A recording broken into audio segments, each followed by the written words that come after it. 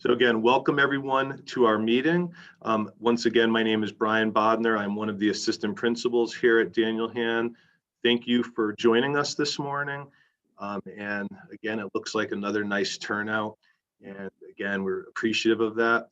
Our first presenter today, a little bit different from the agenda that went home in the e-Notify, is Jen Hawley. Jen will be presenting on guidance and support updates that her department is working on and has been doing of late.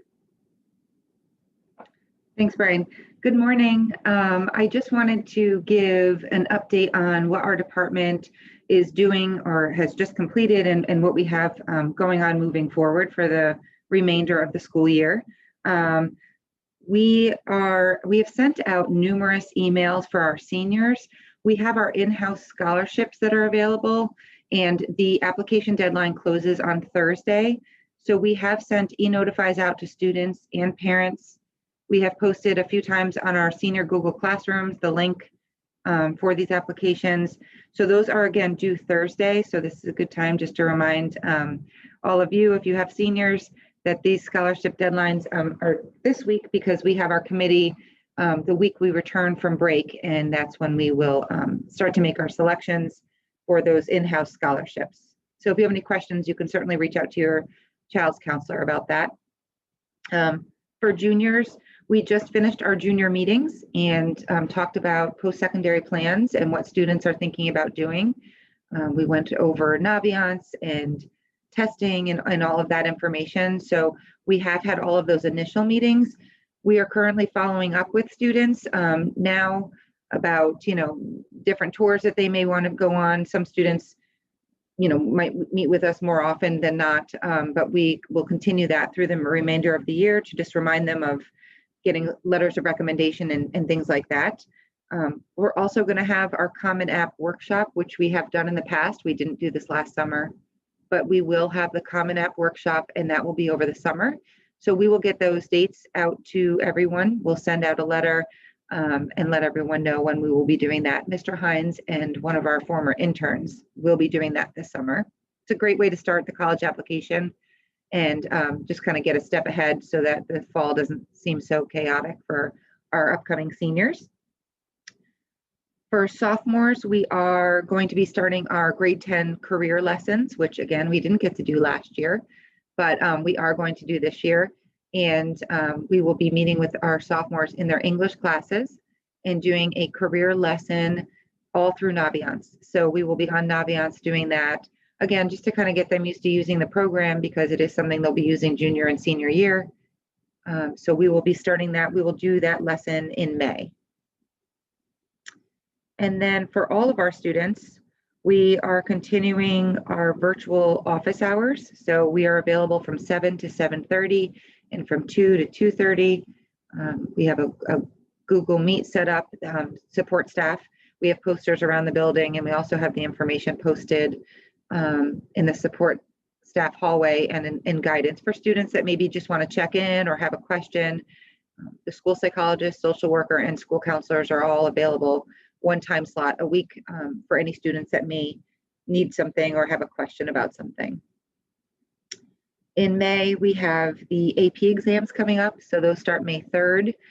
Those will be here in the building, and we have those through the 17th of May. So the students should have those schedules. Their AP teachers certainly have the date and time of the tests.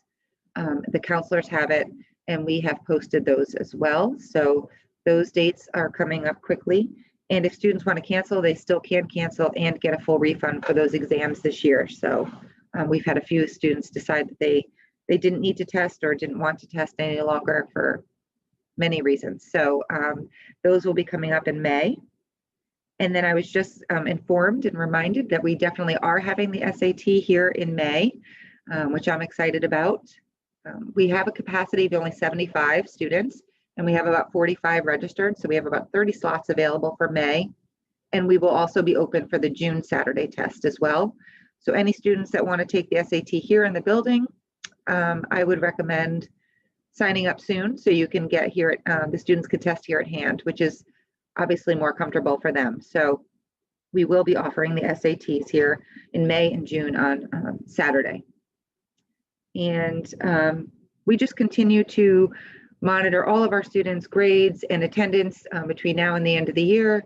And we will continue to do that and check in with our students that maybe we're concerned about. And they certainly are still reaching out to us, whether it's via Google Meet or here in person. So we just want the parents and students to know that we are available. And any questions or concerns that you have about your child, about scheduling, about testing, about anything, that we are here and available for them. So I think that's it in a nutshell, unless anyone has any questions.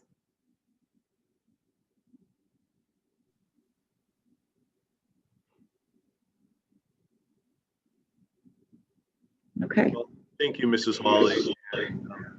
Again, thank you for the fact that you were able to still fit us into your schedule today. At this time, I would like to introduce Kyler Snow, and Kyler will do our PTO updates. Good morning. It's great to see so many people yet again for another PTO meeting. I have just two things to update everybody on. First, I wanted to thank everybody who attended the PTO sponsored QPR training with Madison Youth and Family Services 2 weeks ago. QPR, if for those of you who don't know, is Question, Persuade, and Refer, and it's a program to make people more comfortable talking about suicide and more equipped to help people who might be considering it and seeing the signs for it. Both the HAN PTO and the Polson PTO organized school-specific meetings with Madison Youth and Family Services. Polson's is coming up on April 22nd at 6:30 p.m. So if you didn't attend HAN and would like to attend Polson's, you're more than welcome to. I would suggest getting in touch with Madison Youth and Family Services. It's they do it as a closed webinar, so you don't have to feel nervous about having to talk or anything like that during it if that's a concern.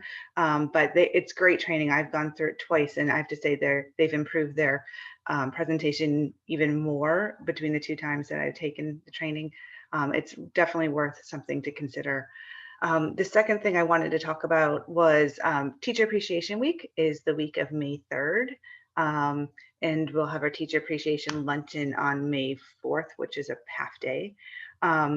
We really want to do a lot of things for the teachers this year, given how much work and effort and time they put into our children through a very difficult time. So we will be coming out with information about how parents can be involved in that. It's going to be a little bit different. We can't get all the yummy baked goods and salads and things that we've asked for in the past, but we have some ways for parents to be involved with that, and we hope that parents can be happy to help. So look out for a Sign Up Genius and an email about that coming from the school in the next week or two. And let's see. Yep, I think that's it. So any questions, you can always reach out to the PTO, reach out to myself, or through TJ as well. But thank you for your support of our meetings this year. Thanks, Brian. Thank you, Kyler. Our next presenter is Mr. Menta. Brian teaches, several very popular CTE courses here at our high school, as well as he is our advisor for our robotics team. Pre-pandemic, Brian had really grown our robotics team and program. They compete in many VEX competitions. They have hosted them. They have also, again, won awards for their work. And Brian is going to today with some members of the robotics team do a demonstration. So at this time, I will turn things over to Mr. Amenta. All right, how's everybody doing? We're coming to you from our innovations lab, which is room 122 here at hand. There's a bunch of my guys. Down here, we've got things like CNC machines. We've got 3D printers. We've got all kinds of fun stuff. And then this is where we also have our competition field for Team 1695, which is our robotics team. And as Mr. Bodner said, in years past, I've had as many as 35 kids down here in this room putting robots together and stuff.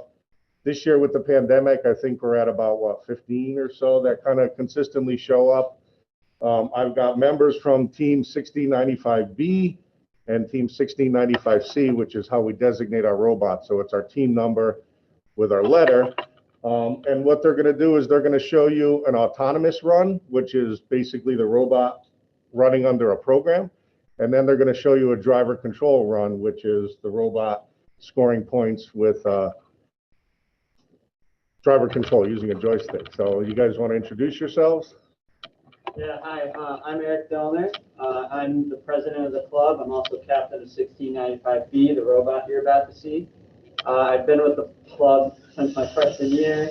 I've always taken really well to messing around with my hands, so I've kind of turned into the builder for most of this team. And here we also have our driver, John Kelly. Hi, I'm John. I joined the team as a freshman, and with Eric, I was on the team with Eric. I was kind of just the driver, but I also like help Eric build a bit. Hi, I'm Ethan. I joined last year, so about 2 years. And I work on programming, and I also help with some building with the robot. And over there, we have Will in the white t-shirt. He's been with the team for pretty much as long as John has been, and he's always been around helping with some of the designs and a lot of the team spirit and helping with setting up the field for runs. And I'm Mahir. I'm the captain of 1695C. I've been working on this robot for a while. I'm the main builder, designer, and engineer, and secondary coder. And we've just been working on this robot. All set? All right, so while they're setting up, if you look at our field, basically this year's game, the game changes every year. It's kind of like tic-tac-toe basketball for robots. So they've got to score, depending on the color of the ball, either pull the ball out of the goal or put it back into the goal. And then if you look, there's a grid pattern, so they could also score points by connecting a row. So 3 blues, 3 reds, whatever it happens to be. All of our competitions this year have been virtual. So what you see them doing right now is basically what we've been doing all year. We've logged into different competitions with different judges, and they've had to make an autonomous run and then a driver control run. So they're setting up for an autonomous run. Let's see how well they do. You guys ready? Yep. Whenever you're ready. All right, here we go.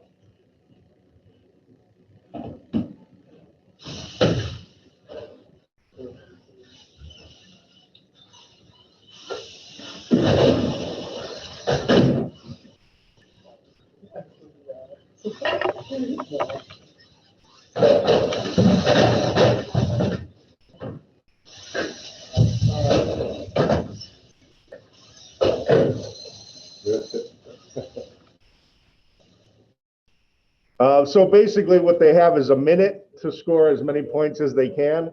And I don't know if you can see on the camera, they got 2 towers with a red ball and they de-scored how many? 2 blue balls, I think? Yeah. And then they didn't quite make the last basket, which would have gotten them 6 points that way, but they de-scored 2 rows, which got them another 6 points. So what's that, about 29, 30 points? Yeah. Or something. Not that great of a run, but pretty good. So you guys can set up for driver control. While they're setting up for driver control, as I said before, every year the game changes. So this year's game is called Change Up. Next year's game gets released in the beginning of May, so we don't know what next year's game is. The field stays the same, so it's a 12 by 12 field, and the game pieces change. So last year it was blocks. The year before that it was cones and jack pieces. They've had large pillows and all kinds of crazy stuff. But so we're kind of anticipating what next year's game is going to look like so that they can start building.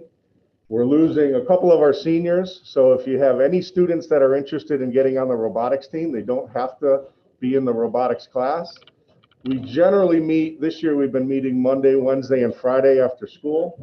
But they can come and find me anywhere in the school and see what's going on with the robotics team. Freshmen, seniors, juniors, sophomores, anybody in between, any student, it doesn't matter. We'll accommodate everybody. You guys ready to roll? Oh, that ball over there. So they generally have a minute on the field to score. So this one's going to be driver control. It'll be a little bit more fast-paced and hopefully higher scoring. The highest score they've been able to achieve with driver control was 109. which basically 114, I'm sorry, 114, they corrected me. And they were actually ranked number 3 in Southern New England this year. So in our region, they're ranked number 3. You guys ready? You got batteries?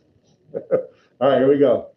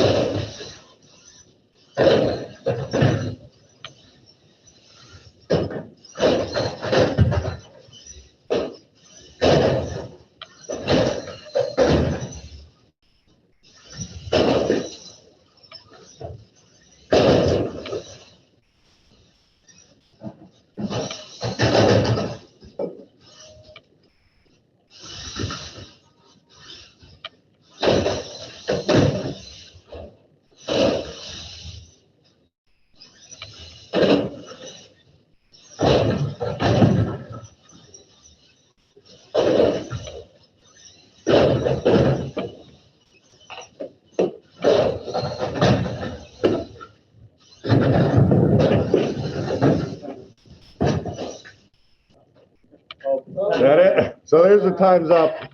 We won't bore you with the scoring of the field, but you can kind of get a little taste of what we've been doing all year. And then hopefully back in September, we're in live competitions where there'll actually be 4 robots on the field with a different game, obviously, but a little bit more fast paced. So that's the end for us. Does anybody have any questions?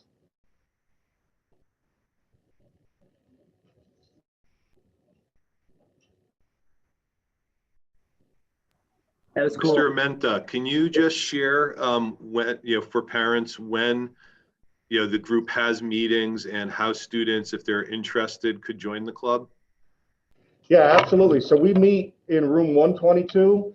This year we've been meeting Monday, Wednesday, and Friday, usually from 2 to 3 o'clock.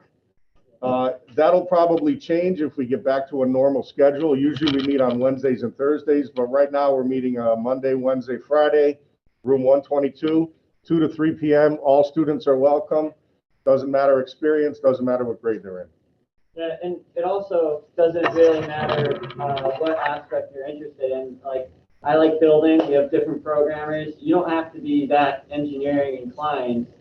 A lot of people also, we've been trying to get some more artists in because we have a notebook that we have to draw sketches of the robot as it progresses and write down kind of the history of the robot and show the engineering process. So there's all different aspects. Don't think what you do is not going to be able to be incorporated.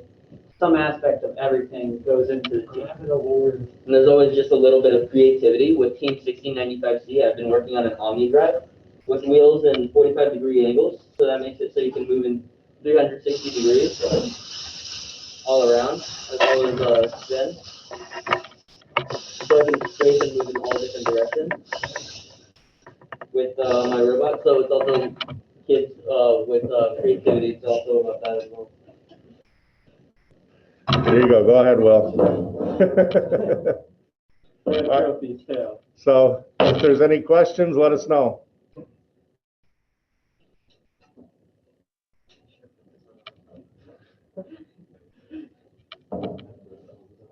Well, Mr. Menta, I'd like to thank you and the members of the team that were able to join you this morning. Tremendous job. I could just, from watching the 2 screens you provided us with, just see how much more advanced over the years the robots are becoming and the skill level. It's almost, you're almost to the point of having built the LeBron James of robots and getting those baskets in.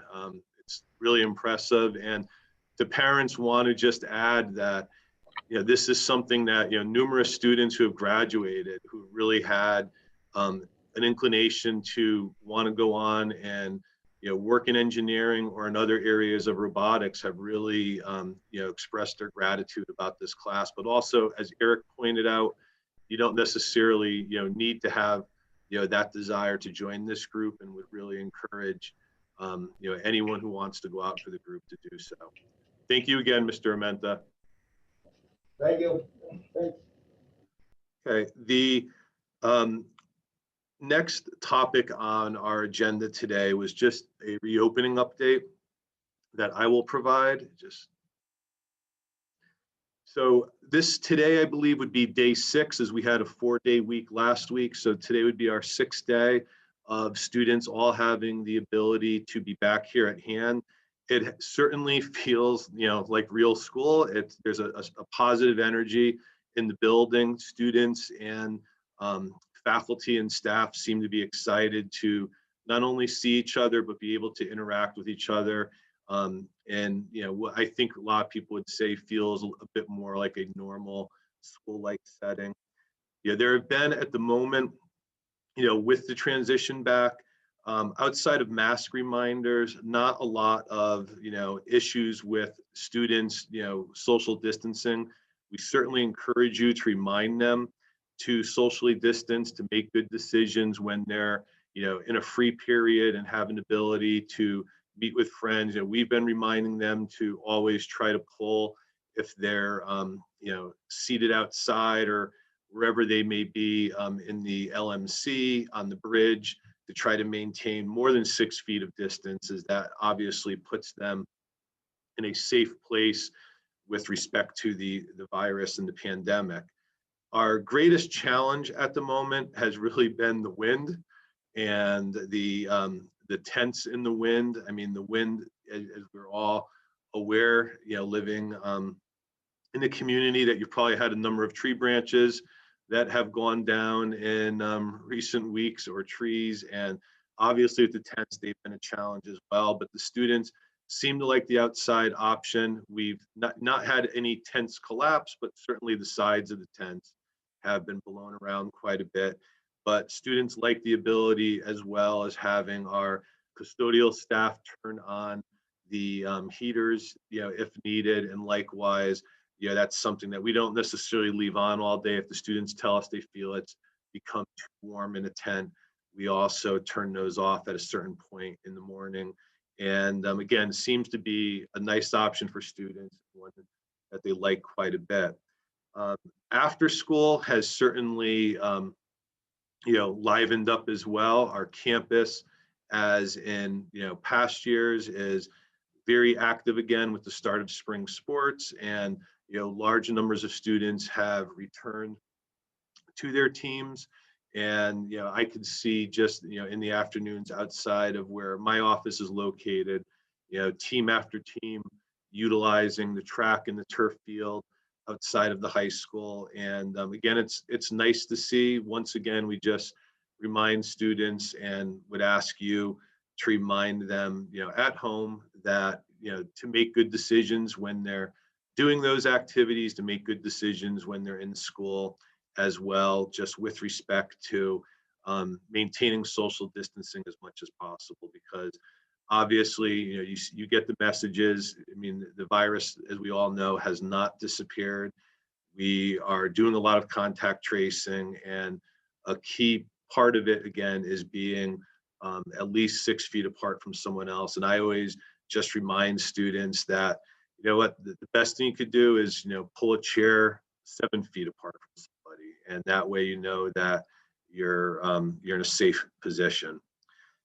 At this time, I will turn things over to Mr. Mezek, our science coordinator, who is going to do part of what was on the agenda that Mrs. Hawley was initially scheduled to do, which is to provide an update for NGSS testing.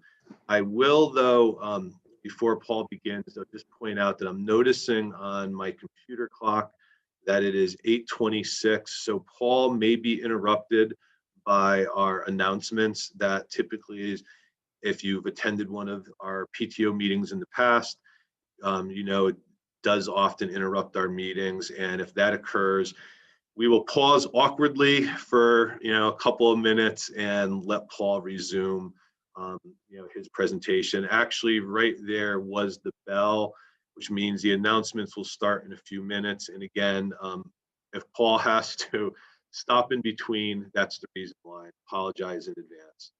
Mr. Mezek, at this time, if you'd like to share information, I would appreciate it. Thank you. Sure. Hello, everybody. Paul Mezek, Science Coordinator here at the high school. I just want to give you an update on the NGSS test that's going to be coming up. The testing arrangements will be similar to those that were for the SAT administered to juniors a few weeks ago, utilizing as much of the building space as possible and also the staff. The plan is for juniors to participate in person at Daniel Hand on Wednesday, April 28th, for a 2-hour testing window from 8 a.m. to 10 a.m. The freshmen, sophomore, and seniors will be asynchronous for the day. The expectation is that teachers will communicate any classwork expectations to those students through Google Classroom. Students must bring, and this is very important, a school-issued Chromebook so they can access the secure testing browser that is installed only on school-issued devices. It's also highly recommended that students bring with them a charging cable in the event their Chromebook is not fully charged upon arrival or loses charge during the assessment window. Bus transportation will be provided on a half-day schedule, which I think is somewhere on the order of 7:30 to around 11:30. And any additional information regarding the specific testing details will be forthcoming in an e-notify this Friday, April 9th. That's all I have. If anybody has any questions. I think I managed to get it in that 4-minute window, Mr. Bodner. Thank you, Mr. Mezek.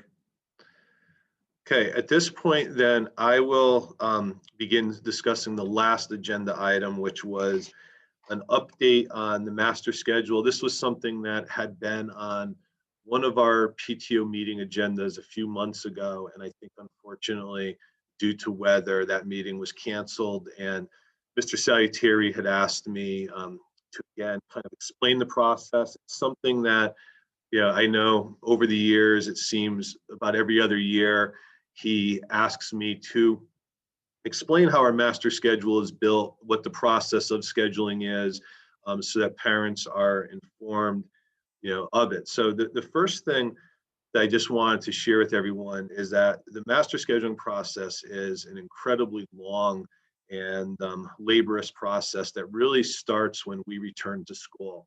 So each year in September, one of the first things that we have to do with regards to the following year is to begin working on building courses, not only new courses that have that are being proposed and ultimately when they're approved by the Board of Ed, making sure that they are built and are within our system, but also doing updates as the state and the federal government at times will change the coding of codes. And for instance, that's something that this year, for instance, we have to do a lot of work on this summer.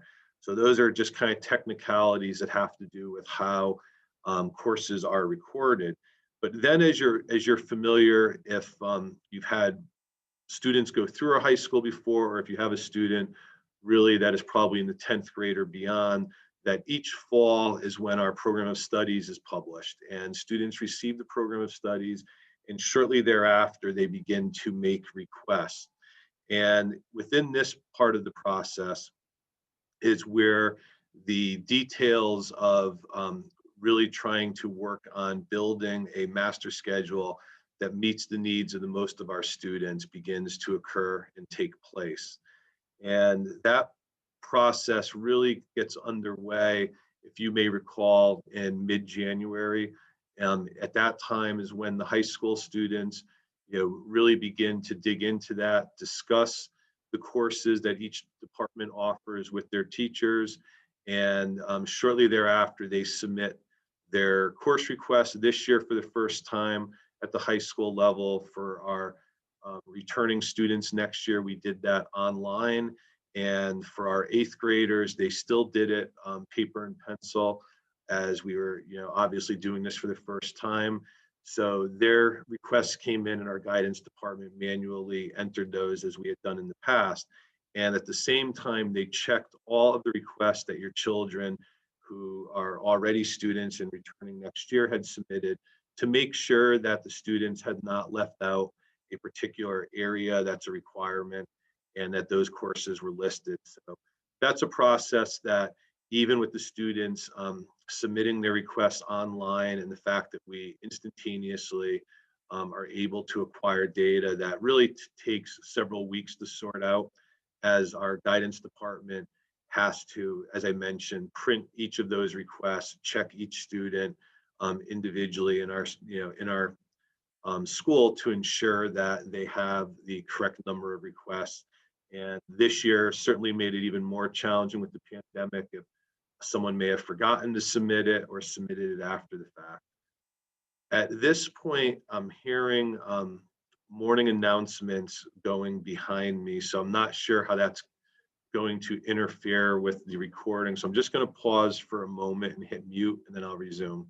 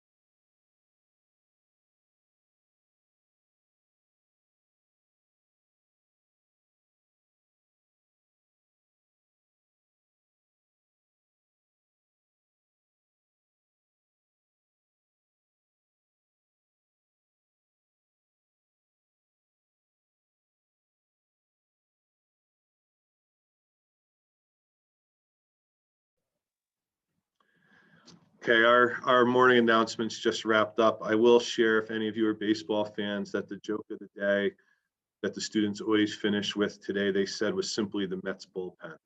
So I didn't see yesterday's Mets score, but I'm assuming it must not have had a good ending. But nonetheless, picking back up with the master schedule, as I had mentioned, that once we have checked all of the student requests, is when the process kind of falls into my hands specifically. And at that time, I go into a program that is literally titled The Wizard. Mr. Salutieri often, I know, uses that name to describe the work that I do, but again, it's the name of the program, if you've heard him say that before. And the program is one now that allows me to move classes through our 6-period schedule during all 3 trimesters to really try to see how I could get, how I could get the most students into their classes. And I will say this has become more challenging as we become smaller, because obviously courses don't run as frequently based on the number of requests. So a great example is that when we were, over 1,300 students, we had, certain courses that may have run as many as, 15 sections, which meant that you had in many periods 2 sections of the course running. In other periods, you may have had 3 to having even AP courses that ran 7 sections a year, where in many cases now those courses are running somewhere between, if it's an AP class that used to run 6 to 7 sections, it's probably running 3 or 4 sections now. So obviously there's less periods for students to be able to essentially meet their wish list. So it's something that I put an unbelievable amount of time in, primarily outside of the school and the building. And my family is very familiar with it, as there's a lot of weekends of 14 hours on a weekend working on it to move courses through, again, that grid. And at this point, I have reached a point where, as I continue to move things around, where I can see at this point, I'm not really making gains anymore. And literally last night, what I was doing was taking what looked like at the moment the department builds and making sure that it matches our board approved FTE for next year, which would be our number of teachers. So making sure that I'm not running too many courses that obviously we don't have teachers for. And likewise, making sure that we not only are meeting our students' needs, but that we have the courses spread so that it also would meet the contractual needs of teachers. Now, I'm not actually assigning teachers to those sections. Once I distribute the department's courses across the 6 periods, I turn my work over to department coordinators, which I'm actually doing today. I met with a few this morning and shared materials, and we'll be sharing with the remainder of our department coordinators that information today. So key takeaway in the process is that as we kind of proceed with the master schedule, we're never individually scheduling a student, a child in the building. Like I am never at any point opening up a class to see, did X individual get what they wanted or get a request. I'm just looking at total numbers. So if there were 59 requests for a course, I'm seeing as I move that course through those 18, if it's a 1 trimester course and I move it through those 18 potential slots, I'm looking to see how many of the 59 students requested I meet. If I'm fortunate to meet all 59, then I'm going to likely drop the class into that section and move forward. But obviously, as I go department by department, ripples occur. So all of a sudden, something that works in one spot for one department impacts another. At the moment, I am reaching about 92% of our students' requests. That's down from a few years ago, again, due to the less, there being less sections. But according to the people that train, school personnel to do this, when you get around 88 to 90%, you're doing good. So I am proud to continue to be well above that, but I will admit that I am a fan of puzzles and Tetris and all sorts of things of that nature. It is frustrating when I used to be able to get 94.75% of requests met to be below that. But again, it's due to the fact that a course that may have in the past run in every period now only runs in half of them. So again, it's a lot more work in even getting the 92%. So the next step would be that after our coordinators assign teachers to sections and we look and make sure that we haven't made any errors there and that everyone has a lunch who's a teacher, that everyone likewise has a prep period, it then gets turned back over to our guidance department. And what our guidance department does later this year is that, and then through the summer, is they work to balance student schedules. So they, at that point in time, go back by hand to make sure kind of how things fell, because the one thing that the computer program cannot do is the computer program does not really kind of differentiate or limit how many core courses are in a trimester. So, or really kind of the distribution. They're just trying to get the students in where it fits. So our guidance counselors will go and take a look at that. And if they see things that look like a conflict, they will call students, to their office, or if a student is remote, they will set up a Google Meet with them and discuss some possibilities. They will also, if there's a course that perhaps they were unable to get and they have now a hole in their schedule in a sense where a study hall or free period would fall, they'll also reach out to students in some cases to see, again, if they want to pick up another elective that may have seats available. And I would, certainly encourage that, as particularly we get all the way wrap around to the start of next year, is that, if you have a 9th or 10th grader, if they are in our music program, they have lunch with music. But if they are not taking a music class, then they have a 30-minute study hall opposite their lunch period. And in many cases, that combined with what they do at home is enough, and that they can take that extra elective instead of having an additional study hall. And I would encourage, a lot of them to do that, as a lot of our electives really turn our students on to things that they ultimately determine they're interested enough in that they want to pursue at the college level or for a career. So again, that's part of this that I would say that still we haven't reached that part yet, and that will be kind of ironed out between the end of the year and the summer. But again, you can see it's an extensive process. It's not, you know, we get the request, hit a magic button, and it gives us a student schedule. And the schedules are really truly not finalized until late at the end of August, beginning of September, when the school year starts. As you know, often students will often decide as well at the conclusion of the third trimester that there may be a change that they'd like to make in their schedule, and there's things that the counselors have to continue to work on, and things that we have to do in our schedule to respond to the requests of students and students' needs.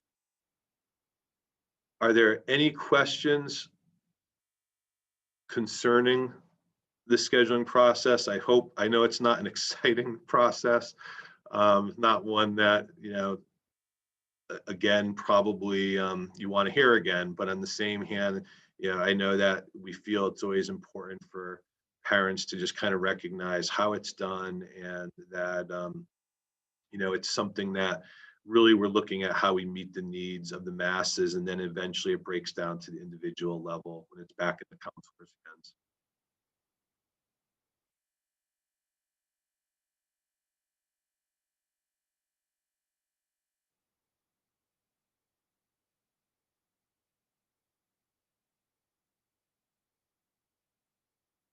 Okay, well, we've reached the end of the agenda. I, again, like Kyler, really want to thank everybody for joining today.